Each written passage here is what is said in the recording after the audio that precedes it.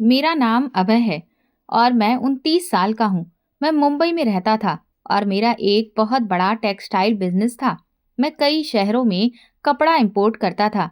मेरा जीवन बहुत सुख और आनंद में था, मगर इससे पहले मेरा जीवन बहुत अंधेरे में था। मैं अनाथ आश्रम में पला बड़ा था। मेरे पैदा होते ही मेरी माँ का देहांत हो गया था और मेरे पिता ने मेरी वजह से ही दूसरी शादी कर ली थी।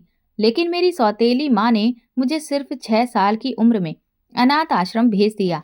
मेरे पिता एक बड़े बिजनेसमैन थे और मैं उनसे बहुत प्यार करता था। अपनी माँ की तस्वीर देखकर कई रातें रोता रहता था, क्योंकि मेरी सौतेली माँ का व्यवहार मेरे साथ अच्छा नहीं था और वो मुझसे बिल्कुल भी प्यार नहीं करती थी, क्योंकि उनकी खुद की कोई संतान नहीं थी। शायद इसलिए वो मुझसे जलती थी। उन्होंने मेरे पिता को मेरे खिलाफ भड़काया था और मुझे अनाथ आश्रम भेज दिया। जब मेरे पिता मुझे अनाथ आश्रम छोड़कर गए तो मुझे उनसे नफरत होने लगी थी। अनाथ आश्रम में मेरी एक टीचर थी जो बहुत ही अच्छी थी। उन्होंने मेरी बहुत अच्छी तरह से देखभाल की और मुझे अच्छी यूनिवर्सिटी में पढ़ने का अवसर दिया। मुझे उनमें अपनी माँ का अक्स नजर आता था। उन्होंने मेरा बाकी बच्चों से ज्यादा ख्याल रखा। पढ़ाई पूरी करने के बाद मैंने अनाथ आश्रम छोड़ दिया और एक टेक्सटाइल कंपनी में नौकरी शुरू की। धीरे धीरे मैंने इतना कमा लिया कि उसी कंपनी में निवेश कर दिया और कंपनी के 30% शेयर खरीद लिए। धीरे धीरे मैंने पूरी कंपनी खरीद ली और अब मैं उस कंपनी का मालिक बन गया।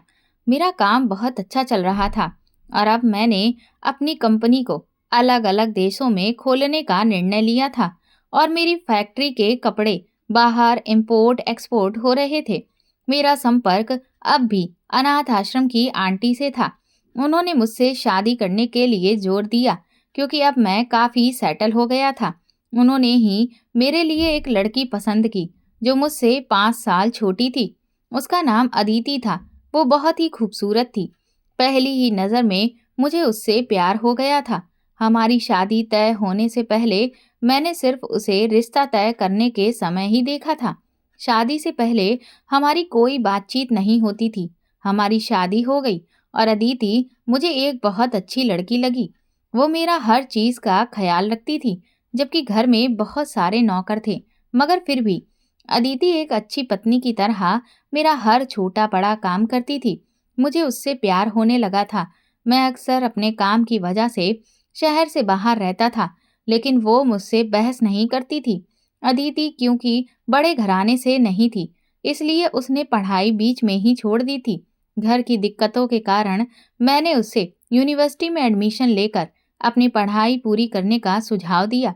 वो इस फैसले पर बहुत खुश हुई और अगले ही दिन हम उसका एडमिशन करवाने के लिए चले गए। हालांकि यूनिवर्सिटी में मिड सेमेस्टर चल रहा था, इसलिए अदिति थोड़ी सी परेशान थी। वो मेरी सलाह पर अपने किसी क्लासमेट से मदद लेने लगी। उसकी क्लास में प्रेम नाम का एक लड़का था जो टॉपर था और उसने अदिति की काफी मदद की। अदिति घर आकर अपनी दिनचर्या और प्रेम के साथ हुई बातें मुझे बताती थी, लेकिन मैं उसकी बातों को बिना ध्यान दिए हाँ हूँ में ही टाल दिया करता था। धीरे धीरे मैंने देखा कि अब अदिति मेरा ख्याल कम रखने लगी थी। वो मेरा काम खुद से ही नहीं करती थी। मुझे कभी कभी ऑफिस जाते वक्त अपनी ज़रूरी चीज़ें नहीं मिलती थी। वो यूनिवर्सिटी ड्राइवर के साथ जाती थी और सुबह जल्दी ही निकल जाती थी। ये सब बातें अब मुझे बुरी लगने लगी। मैंने तय किया कि जैसे ही वो यूनिवर्सिटी से आएगी तो फिर मैं उससे बात करूंगा। लेकिन जब वो घर आई तो बहुत ज़्यादा थकी हुई थी। उसकी हालत देखकर मैंने सोचा कि अभी उससे बात करना ठीक नहीं रहेगा, क्योंकि वो नाराज हो जाएगी। वो सो गई और उसने रात का खाना भी नहीं खाया। अगले दिन मैंने उसे खुद ही यूनिवर्सिटी ड्रॉप किया। पूरी रात मैं सो नहीं पाया। मेरे अंदर एक अजीब सी बेचैनी थी, जैसे कि कुछ बुरा होने वाला हो। लेकिन मैंने अपने विचारों को झटक दिया, क्योंकि 2 दिन के बाद मेरी एक इम्पॉर्टेंट मीटिंग थी। मैं उन दिनों में इतना बिजी हो गया कि रात को भी 2 बजे घर आने लगा था। मेरा खाना पीना भी सब ऑफिस में ही था और मैं ऑफिस में ही रह रहा था। इन 2 दिनों में सिर्फ 4 घंटे के लिए मैं घर आया और थोड़ी देर सोया, क्योंकि बाहर से एक बहुत बड़ा ऑर्डर आया हुआ था जिसे मुझे 2 दिनों में पूरा करवा कर खुद बाहर जाकर डिलीवरी करना था। मैंने अदिति को ये नहीं बताया कि मैं बाहर जा रहा हूँ, क्योंकि जब मैं घर आया तो वो घर पर नहीं थी, और जब वो होती तब मैं ऑफिस में होता था। इसलिए हमें एक दूसरे के लिए समय भी नहीं मिल पा रहा था, और ना ही हम ढंग से बात कर पा रहे थे। मैंने उसे फोन किया कि बता सकूं कि मैं 2 हफ्तों के लिए बाहर जा रहा हूं, और उसे अपनी पैकिंग करने के लिए कह सकूं, लेकिन उसने मेरा फोन नहीं उठाया। फिर मैंने सोचा कि ये सब जाकर उसे घर पर ही बता दूंगा, इसीलिए जल्दी ही निकल पड़ा। जब घर पहुंचा तो वो अब भी घर पर नहीं थी। ये सब देखकर मुझे कुछ अजीब सा लगने लगा। उसका हर रोज घर पर ना होना, मुझे समय ना देना, मेरा ख्याल ना रखना, ये सब कुछ बहुत ही अजीब लगने लगा था। पता नहीं वो किस दुनिया में खोई रहती थी। वो अब मुझसे अपनी दिनचर्या भी साझा नहीं करती थी। मैं सोचता, भला साझा भी क्या करेगी जब वो घर पर ही नहीं होती। मैंने अपनी पैकिंग नौकरानी से करवाई थी। उसने मेरे सभी ज़रूरी सामान पैक कर दिए थे, और मैंने अपना लैपटॉप और बाकी दूसरी चीज़ें खुद पैक कर लिया था। फिर मैं अपनी फ़्लाइट के लिए निकल गया। अदिति से बिना मिले जाना मुझे बहुत ज़्यादा खल रहा था, लेकिन मैं कर भी क्या सकता था। मेरा काम बहुत ज़रूरी था। मुझे पता था कि वो भी अपनी पढ़ाई में व्यस्त होगी, और मिड सेमेस्टर में एडमिशन लेने की वजह से उस पर ज़्यादा दबाव भी होगा। मैं भी ये सब झेल चुका था, और जानता था कि विश्वविद्यालय के शिक्षक कितना टॉर्चर कर सकते हैं। इस सब में मुझे ये खुशी थी कि मैं अपनी पत्नी को अपनी कमाई से पढ़ा रहा हूँ, और उसे कभी किसी चीज़ की कमी महसूस नहीं होने देता। मैं नहीं चाहता था कि वो मेरी तरह जीवन बिताए, जैसा मैंने अपने अमीर पिता के होते हुए भी अनाथ आश्रम में बिताया था। मैं अदिति को इस दुनिया की हर खुशी देना चाहता था। वो मुझे इस दुनिया की सबसे खूबसूरत औरत लगती थी। वो मेरी पत्नी थी, मेरी अमानत थी। मैं नहीं चाहता था कि मेरी अमानत को कोई और कमतर महसूस कराए। मैं उसके लिए खुद ही उसकी शॉपिंग करता, उसके कपड़े, बैग, हर चीज़, और बाहर से भी उसकी बहुत सारी शॉपिंग की थी। मैं 2 हफ्तों के 1 हफ्ते में ही घर वापस आना चाहता था, इसलिए मैंने अपना काम जल्दी खत्म कर लिया। आज मेरी फ्लाइट थी घर वापस आने के लिए, और मैं इंडिया पहुंच भी गया था। मैं अदिति को सरप्राइज देना चाहता था, इसलिए मैंने नौकरानी से पूछ लिया कि वो घर पर है या नहीं, मगर नौकरानी ने मुझे कहा था कि अदिति घर में ही मौजूद है। तभी मैं तुरंत मुख्य दरवाजे से नहीं, बल्कि बैक डोर से घर में गया, ताकि उसे सरप्राइज दे सकूं। लेकिन जो मैंने वहां पर देखा, उसे देखकर मेरे होश उड़ गए। मैंने देखा कि अदिति के ऊपर प्रेम झुका हुआ था। वहां आसपास कोई और नहीं था। शायद घर के सभी नौकर भी जा चुके थे, या किसी ने उन्हें खुद ही घर से जाने के लिए कहा था। वैसे तो वे घर के एनेक्सी में ही रहते थे। ये सब देख मेरा दिमाग भन्ना गया। मैं बड़े बड़े कदम उठाते हुए अदिति के पास पहुंचा, प्रेम को अदिति से दूर हटाया, और उसके मुंह पर जोरदार घूंसा मारा। मेरे और प्रेम के बीच काफी हाथापाई हुई, और अदिति हमें रोकने की कोशिश कर रही थी। अदिति बुखार में तप रही थी, और यही वजह थी कि प्रेम उसका बुखार चेक कर रहा था। ये बात अदिति चीख चीख कर बार बार कह रही थी। मुझे पता नहीं क्या हो गया था कि मैं उसकी बात सुन ही नहीं पा रहा था। मेरे मन में तरह तरह के विचार चल रहे थे। अदिति मुझसे चीख कर कह रही थी कि तुम्हें यकीन नहीं आ रहा है तो मेरा बुखार चेक करो।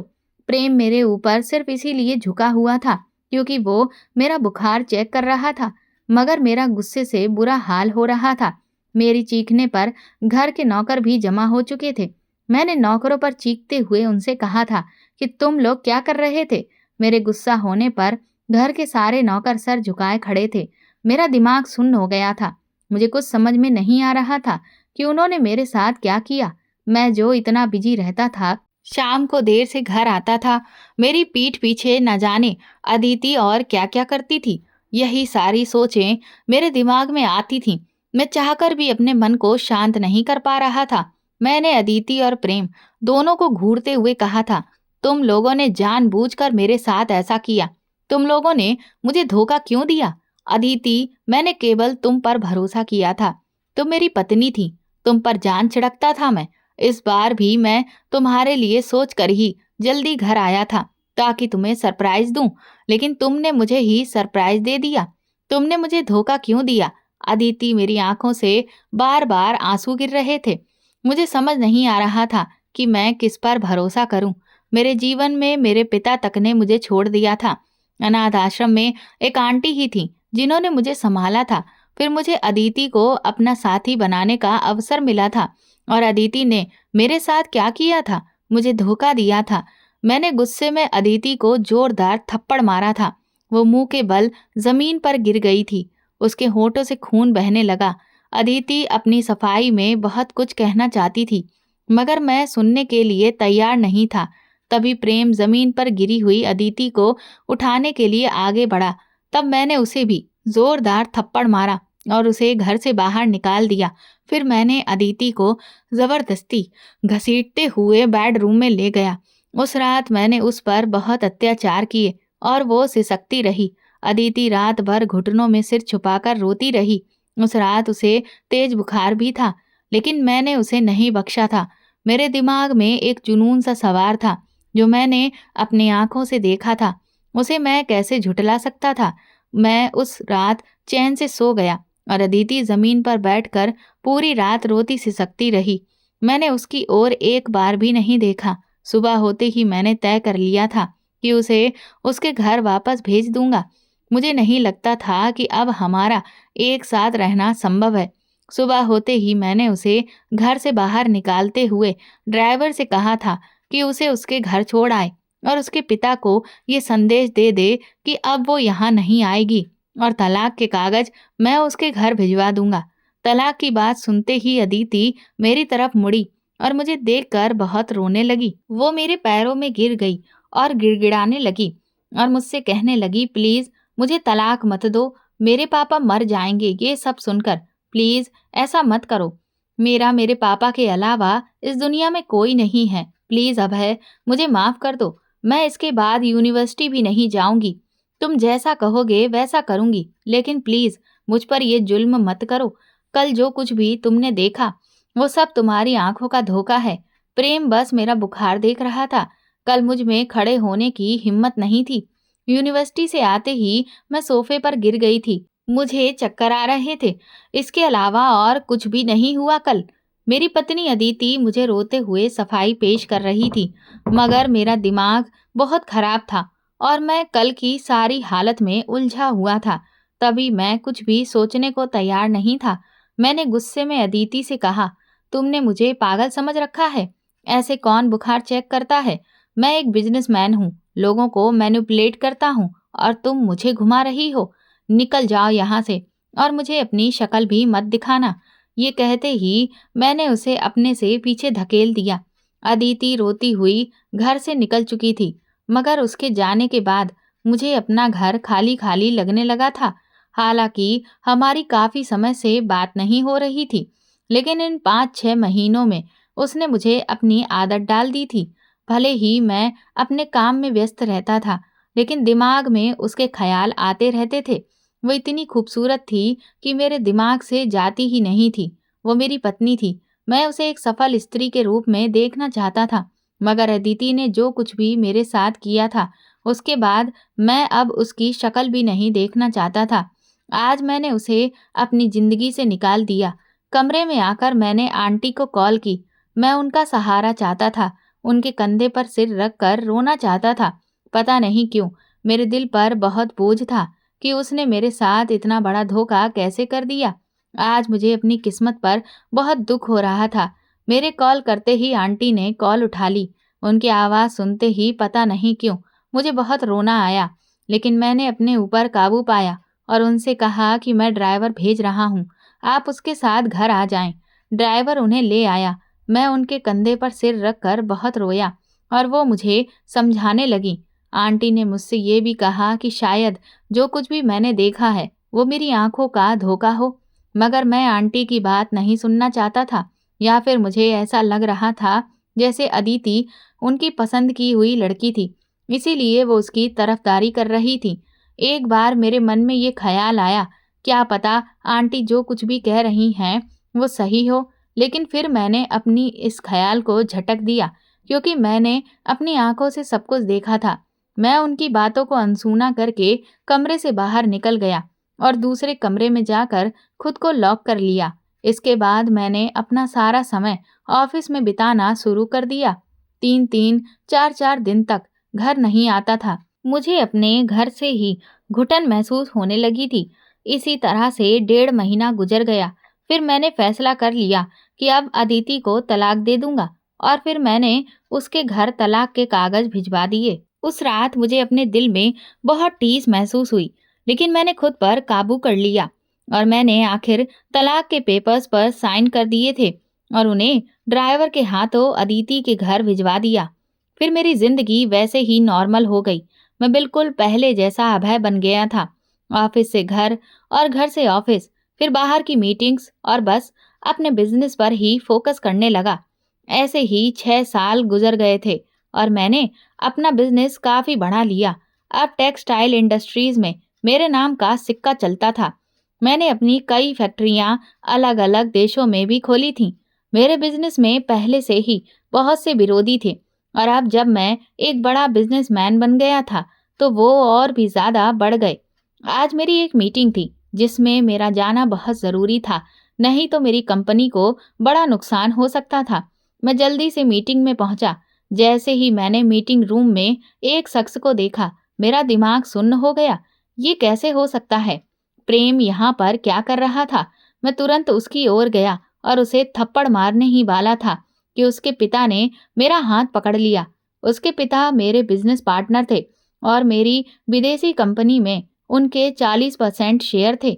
उन्होंने कहा, ये क्या बदतमीजी है अभय, ये मेरा बेटा है प्रेम, तमीज से बात करो मेरे बेटे से। अब इसके पास कंपनी के 40% शेयर हैं। आज से कंपनी में मेरी जगह मेरा बेटा काम करेगा। प्रेम के पिता की बात सुनकर तो मेरा दिमाग बिल्कुल खराब हो चुका था, मगर मैंने वहां पर अपने गुस्से को काबू कर लिया और मीटिंग रूम में जाकर बैठ गया। मीटिंग शुरू हुई और उसके खत्म होने के बाद प्रेम मुझे देखकर अजीब से अंदाज में मुस्कुरा रहा था। उसकी मुस्कुराहट देखकर ऐसा लग रहा था कि जैसे वो मेरा मजाक बना रहा हो और शायद जो कुछ साल पहले हुआ था उसे लेकर मुझे ताने मार रहा हो। प्रेम को देखकर मुझे अदिति का चेहरा भी याद आ गया था और उसका दिया हुआ धोखा भी। मेरा बस नहीं चल रहा था, वरना मैं प्रेम के साथ कुछ गलत कर बैठता। अगले दिन मैं ऑफिस गया तो वहां प्रेम पहले से ही बैठा हुआ था। उसको देखकर इस बार मेरा गुस्सा काबू में नहीं आया। मैं तेजी से उसके पास गया और उसे कॉलर से पकड़कर जोर जोर से मारने लगा। वो मार खाते हुए भी मुझ पर हंस रहा था। वो मुझे रोक नहीं रहा था, ना ही मुझ पर हाथ उठा रहा था। उसकी आंखों में एक अजीब सी गहराई दिखी थी। मुझे उस समय मैंने उसे अपने ऑफिस से बाहर निकालना चाहा तो प्रेम ने मेरा हाथ पकड़कर मुझे रोका और कहा कि मुझे तुमसे कुछ बात करनी है, मगर मैं उस वक्त उसकी किसी भी बात को सुनने के लिए तैयार नहीं था। तभी मैंने कहा था, मुझे तुमसे कोई बात नहीं करनी है। मेरी बात सुनकर प्रेम वहां से चला गया था और मैं अपनी जगह जलता रहा था। न जाने कौन सी अनदेखी आग लगी हुई थी मेरे अंदर जो मुझे चैन नहीं लेने दे रही थी। कुछ दिनों बाद मुझे पता चला कि प्रेम की शादी हो चुकी है। मैं सोच रहा था कि शायद प्रेम की शादी अदिति से हुई होगी, लेकिन ऐसा कुछ भी नहीं था। प्रेम ने अदिति से शादी नहीं की थी। ये बात आज ही प्रेम ने मुझे बताई थी। उस दिन जो कुछ हुआ था वो सारी बातें प्रेम ने मुझे बता दिया था। सारी सच्चाई सुनकर मैं अपना सिर पकड़कर अपनी कुर्सी पर बैठ गया।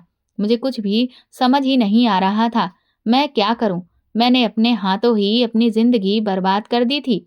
अपनी सच्चाई मुझसे बर्दाश्त नहीं हो रही थी। तभी मैंने प्रेम से कहा था, तुम झूठ बोल रहे हो, ऐसा नहीं हो सकता। मैंने अपनी आंखों से जो देखा उसे कैसे इतने सालों बाद झूठ निकला सकता है। तुम अदिति के ऊपर गिरे हुए थे। वो पल जब भी मैं सोचता हूँ तो अपने आप से घिन आती है। मेरी बीवी ने मेरे साथ धोखा किया है, वो भी तुम्हारे जैसे इंसान के लिए। मैंने पहले अपनी पत्नी की किसी भी बात पर विश्वास नहीं किया, तो फिर अब तुम्हारी बात पर कैसे विश्वास करूं? मुझे उसकी किसी बात पर विश्वास नहीं हो रहा था। पता नहीं क्यों, लेकिन उसने सब कुछ अपने मुंह से कबूल कर लिया था तो मैं बेचैन हो उठा था।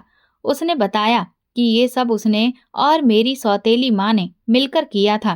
प्रेम ने स्वीकार किया कि वो अदिति को प्यार करता था।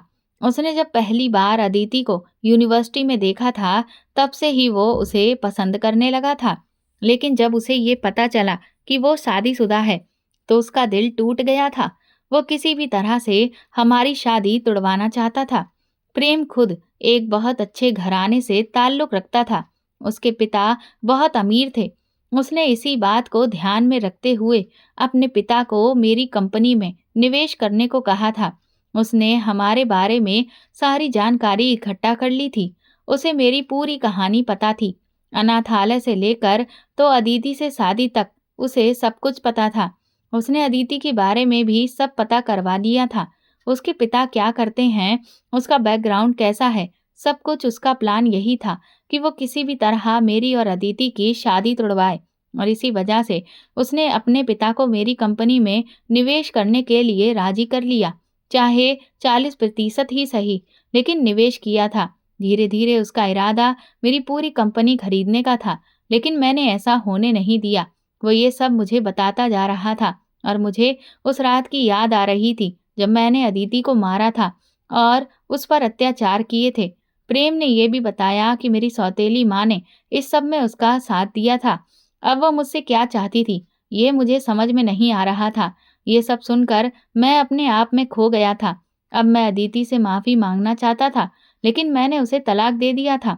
मुझे समझ नहीं आ रहा था कि अब मैं क्या करूं। मैं उसी समय ऑफिस से निकला, अपनी गाड़ी में बैठा और तेज ड्राइविंग करते हुए आधे घंटे का सफ़र 10 मिनट में तय करके घर पहुंच गया।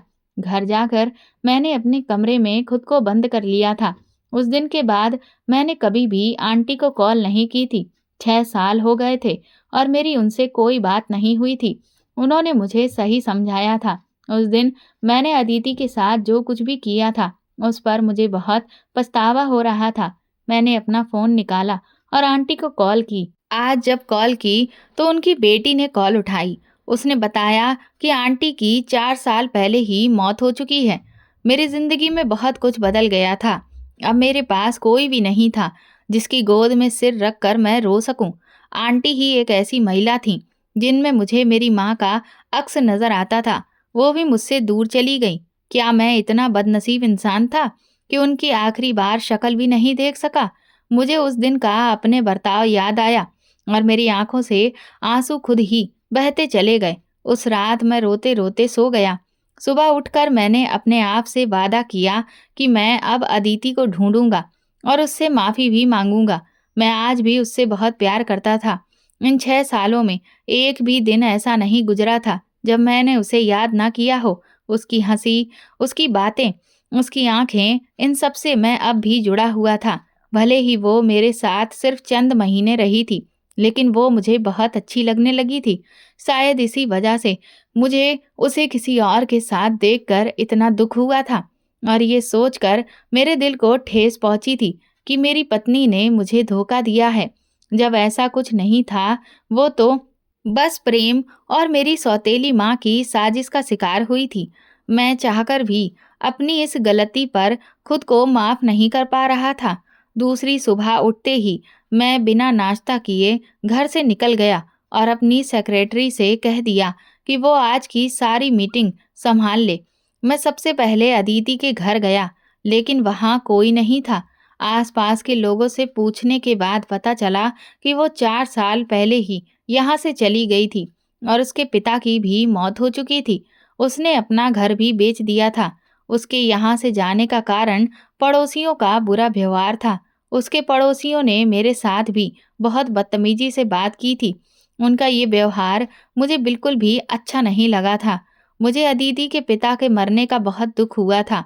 अदिति ने मुझे आखिरी बार भी कहा था कि उसके पिता ये सब देखकर मर जाएंगे, और ऐसा ही हुआ था।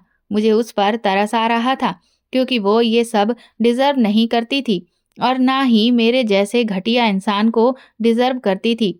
मुझे अपनी पत्नी पर भरोसा होना चाहिए था। मैं भी तो कई बार बाहर जाता रहता था, कभी किसी मीटिंग के कारण देश के बाहर, तो कभी शहर के बाहर, लेकिन उन चंद महीनों में उसने कभी मुझसे कोई शिकायत नहीं की थी। मेरे समझाने पर वो समझ जाती थी। मगर मैंने उसके साथ क्या किया था? उसको एक ऐसी चीज़ की सज़ा दी जो उसने की ही नहीं थी। मैं वहाँ से वापस ऑफ़िस लौट आया और अपने मैनेजर से कहा कि किसी भी तरह से अदिति को ढूँढे। उसने कई पुलिस स्टेशन में ये सूचना दी थी और लगभग हर जगह मेरा नाम लेकर पूछताछ की थी। मैंने काफ़ी जगहों पर बात कर ली थी और अपने सेक्रेटरी से ये भी कहा था कि मेरे पिता के घर का पता निकाले। अब मैं अपनी सौतेली माँ से सारा हिसाब बराबर करना चाहता था। उनके घर का पता मुझे 2 दिनों में ही मिल गया था और उसी दिन मैं उनके घर पहुँच गया। घर देखकर मुझे बहुत अपनापन-सा महसूस हुआ और अपने पिता को व्हीलचेयर पर देखकर धक्का भी लगा। मुझे देखकर उनकी आँखों में आँसू आ गए थे, लेकिन मैं ये नहीं समझ पाया कि उन्होंने मुझे पहचाना था या नहीं। लेकिन मैंने उन्हें अच्छे से पहचान लिया था, क्योंकि उनका खून तो मुझ में ही था। उन्होंने अपने दोनों हाथ उठाकर मुझे इशारा किया और अपने पास बुलाकर गले से लगा लिया। वो मुझे देखकर बहुत रोने लगे और मेरी आंखों में भी आंसू आ गए थे। मैं उन्हें माफ़ तो नहीं करना चाहता था, लेकिन पता नहीं क्यों मैंने उनके आंसू पोंछे और उन्हें हौसला दिया। अब मैं उनके सामने उनकी पत्नी से बात करना चाहता था। मैं और पिताजी बातें कर ही रहे थे कि मेरी सौतेली माँ बाहर से शॉपिंग बैग हाथ में लिए घर में आई और मुझे देखकर एकदम से चौंक गई। मेरे चेहरे पर एक गर्व भरी मुस्कान थी। मुझे ये बात पिता से ही पता चली थी कि उनकी अभी भी कोई संतान नहीं थी। इसका मतलब था कि पूरी जायदाद का एकमात्र मालिक मैं ही था।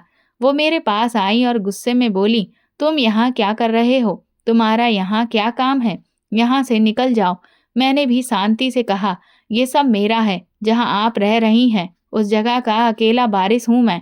मैं तो यहाँ कुछ लेने नहीं आया था, लेकिन आपने मुझे छेड़ा है। आपने मुझे मेरी पत्नी से दूर किया है। आपके और प्रेम के प्लान की वजह से मेरा सब कुछ बर्बाद हुआ है। आपको शर्म नहीं आई? आपने पहले मुझे मेरे पिता से दूर किया और मेरी पत्नी से भी दूर कर दिया। 6 साल मैंने 6 साल अपनी पत्नी के बिना गुजारे हैं, जिससे मैं बहुत प्रेम करता था। मेरी ये सारी बातें सुनते ही मेरे पिता चौंक गए। अब मैंने ठान लिया था कि यहाँ से एक भी चीज़ नहीं छोड़ूंगा। अपने पिता को भी ले जाऊंगा और अपना हक भी। सारी बातें सुनते ही पिताजी ने गार्ड्स को बुला लिया और उनसे कहा कि इस औरत को मेरे घर से बाहर निकालो। मेरी सौतेली माँ मेरे पैरों में गिरकर माफ़ी मांगने लगी और कहने लगी, प्लीज़ मुझे इस घर से मत निकालो, मुझे यहाँ पर रहने दो। फिर वो मेरे पैर छोड़े और मेरे पिताजी के पैरों में गिर गई। झूठ के आंसू बहाते हुए मेरे पिताजी से कहने लगी, मुझे तलाक मत दो प्लीज़, इस उम्र में मैं कहाँ जाऊंगी, मेरा कोई ठिकाना नहीं है। लेकिन पिताजी ने उन्हें घर से निकालने का आदेश दे दिया था। मैं भी उनकी तरफ देखे बिना वहां से चला गया। मुझे मेरे पिताजी का साथ मिल चुका था, मगर दिल में उदासी उतर आई थी। मेरा पिताजी के घर में मन नहीं लग रहा था। तभी मैं वहां से निकल आया था। मैं बहुत तेज ड्राइव कर रहा था कि अचानक एक बच्ची मेरी गाड़ी के आगे आ गई। भगवान का शुक्र था कि मैंने समय रहते हुए ब्रेक लगा दिए। मैं तुरंत गाड़ी से उतरा और वहां आया। मुझे उस बच्ची पर गुस्सा आ रहा था और साथ ही उसके घर वालों पर भी, कि उन्होंने एक छोटी सी बच्ची को सड़क पर यूं ही छोड़ दिया है। लेकिन जब मैंने उसके चेहरे पर आए बाल हटाए तो मुझे एकदम से धक्का लगा था। वो बच्ची बिल्कुल मेरी ही तरह दिख रही थी, जैसे कि मेरा अक्ष हो, मेरी परछाई हो। उसके पीछे पीछे उसकी माँ भागते हुए आ रही थी। उसकी माँ को देखकर मैं चौंक गया था, क्योंकि उसकी माँ कोई और नहीं, अदिति थी, मेरी पत्नी अदिति। मैं पल भर में सब कुछ समझ गया था। वो बच्ची स्कूल की यूनिफॉर्म में बहुत प्यारी लग रही थी। मुझे विश्वास ही नहीं हुआ कि वो मेरी बेटी थी। मुझे अदिति पर गुस्सा आया कि उसने ये बात मुझसे कैसे छुपाई। अदिति ने मुझे देखते ही अपनी बेटी पिया को अपनी पीठ के पीछे छुपा लिया और बिना मेरी तरफ देखे उसे लेकर ऑटो में बैठकर चली गई। मुझे लगा कि शायद ये सब सपना था। मैंने जल्दी से अपनी गाड़ी स्टार्ट की और ऑटो का पीछा किया। आज मैंने उसका घर देख लिया था। मैं उसे डराना नहीं चाहता था। जिस तरह से वो अपनी बेटी को चूम रही थी, मुझे पता चल गया था कि वो उसके लिए बहुत पजेसिव है। लेकिन मुझे उस पर गुस्सा भी आ रहा था कि उसने ये सब मुझसे कैसे छुपाया था। मगर फिर मैंने गौर से सारी चीज़ों के बारे में सोचा तो हर चीज़ में गलती सिर्फ मेरी ही नज़र आई थी। मैंने खुद ही उसके साथ बहुत बुरा बर्ताव किया था। मैंने ही तो उसे घर से निकाल दिया था और मेरी ही मर्जी से हमारा तलाक भी हुआ था। इतना कुछ हो जाने के बाद मैं सब कैसे ठीक कर सकता था, ये मुझे समझ में नहीं आ रहा था। घर पर भी आकर मैं बेचैन रहा था। मेरी बेचैनी इतनी बढ़ चुकी थी कि मैंने अपना फ़ोन ज़ोर से फर्श पर फेंका। मैं इस सब को कैसे ठीक करूँगा? कैसे अपनी पत्नी और अपनी बेटी को घर लाऊँगा? मुझे ये समझ नहीं आ रहा था। मैंने उसी समय गाड़ी की चाबी उठाई और वहाँ से निकलकर सीधे अदिति के घर पहुँच गया। मैंने उसके घर का दरवाज़ा खटखटाया। कुछ समय के बाद ही मेरी बेटी ने दरवाज़ा खोला। अपनी बेटी को देखते हुए मैंने उसे गले से लगा लिया। जैसे ही अदिति ने मुझे देखा, वो जल्दी से पिया के पास आई और उसे अपने पीछे कर दिया और मुझे देखते हुए गुस्से से देखकर कहने लगी, ये क्या तरीका है किसी के भी घर में आने का और मेरी बच्ची को हाथ लगाने का? अगर तुम यहाँ से नहीं गए तो मैं पुलिस को बुला लूंगी। मुझे अदिति की बातें सुनकर उस समय बहुत ज्यादा गुस्सा आ चुका था। तभी मैंने आगे बढ़ते हुए घर के अंदर कदम रखा और अदिति से कहा, पुलिस को बुलाना चाहती हो तो अभी बुलाओ, लेकिन तुम्हें मेरी बेटी के बारे में मुझे बताना ही होगा। मेरी बात सुनकर अदिति ने चिल्लाते हुए मुझसे कहा, तुम शायद भूल रहे हो, तुमने मुझे घर से निकाला था, तलाक के पेपर भेजे थे। तुम्हारा मुझसे और मेरी बेटी से अब कोई लेना देना नहीं है। पिया तुम्हारी बेटी नहीं है, सिर्फ मेरी बेटी है। अदिति की बात सुनकर मुझे गुस्सा तो बहुत आया था, मगर मैंने शांत लहजे में उससे कहा, मैं जानता हूँ तुम उस दिन भी गलत नहीं थी और आज भी गलत नहीं हो। गलत तो मैं था। मैं प्रेम और अपनी माँ के बिछाए हुए जाल में फंस चुका था। मुझे सब कुछ प्रेम ने बता दिया कि उसने मेरी सौतेली माँ के कहने पर सब कुछ प्लान करके वो सब किया था। इसमें तुम्हारी या मेरी कोई गलती नहीं थी। मेरी बात सुनकर अदिति अजीब लहजे में मुस्कुरा उठी और मुझसे कहने लगी, ये सब तुम्हारा पर्सनल मामला है, इसमें मैं कुछ भी नहीं कर सकती और ना ही मैं तुम्हें माफ कर सकती हूँ। तुम्हारी वजह से मेरे पिता का साया मेरे सिर से उठ गया। मैंने तुमसे कितनी बार माफी मांगी थी, लेकिन तुमने मुझे बड़ी ही बेदर्दी से घर से निकाल दिया। ये कहते हुए वो पिया को लेकर कमरे में चली गई और मैं बेबसी से बंद दरवाजे को देखता रह गया। तभी वहां अदिति की बुआ चली आई। मुझे देखते ही वो मुझ पर गुस्सा होने लगी और मुझे बहुत सारी बातें सुनाने लगी। मैं खामोशी से उनकी सारी बातें सुनता रहा था, क्योंकि जो कुछ भी हुआ था, प्रेम ने और मेरी सौतेली माँ ने जो कुछ भी किया था, उस सब में सबसे ज्यादा गलती सिर्फ मेरी थी। मैं जो सर झुकाकर बैठा था। अदिति की बुआ ने मुझसे कहा, अब बताओ, मेरी अदिति की जिंदगी बर्बाद करने के बाद तुम क्या चाहते हो? बुआ का ये सवाल सुनकर मैं सर उठाकर उनकी तरफ देखता हुआ नरमी से कहने लगा, मैं अदिति को दोबारा अपनाना चाहता हूँ और अपनी बेटी को अपने घर लेकर जाना चाहता हूँ। मेरी बात सुनकर बुआ खामोश हो गई थी। मैं समझ चुका था कि अब मुमकिन नहीं है। तभी बुआ ने मुझसे जो कुछ कहा वो सुनकर मैं खुश हो गया। अदिति की बुआ ने मुझे बताया कि अदिति ने तलाक के पेपर्स पर साइन करके कोर्ट नहीं भेजे थे। ये सुनते ही मेरे अंदर सुकून उतर आया था। फिर मैं दूसरे दिन दोबारा अदिति को मनाने के लिए चला गया, मगर अदिति मान ही नहीं रही थी। यूं ही अदिति को मनाते हुए बहुत सारे दिन गुजर चुके थे। अगर मेरा प्रयास खत्म नहीं हुआ था, अदिति को शायद मुझ पर तरस आ चुका था, तभी वो मुझे माफ कर गई थी। अदिति और मैं, हम दोनों एक साथ रह रहे थे। मैं अपनी बेटी पिया से बहुत प्यार करता था। अदिति और पिया को पाकर मैं बहुत खुश था। मुझे अब समझ आया था कि कभी दूसरों की बातों में आकर उन लोगों से दूरी मत बनाओ जो आपके जीने की वजह हो। और मुझसे जो गलती हो चुकी थी, वो गलती मैंने सुधार दी थी। मगर जीवन में बार बार गलतियां करने वालों को अपनी गलतियों को सुधारने का मौका नहीं मिलता है। इसलिए ध्यान रखें कि आपकी वजह से किसी का दिल ना दुखे। दोस्तों, अगर आपको हमारी कहानी पसंद आई है तो कमेंट करके ज़रूर बताएं और वीडियो को लाइक करके ज़्यादा से ज़्यादा शेयर करें। चैनल पर नए हैं तो सब्सक्राइब करें और हाँ, नोटिफिकेशन बेल को ज़रूर दबाएं ताकि अगली अपडेट सबसे पहले आपको मिले। धन्यवाद।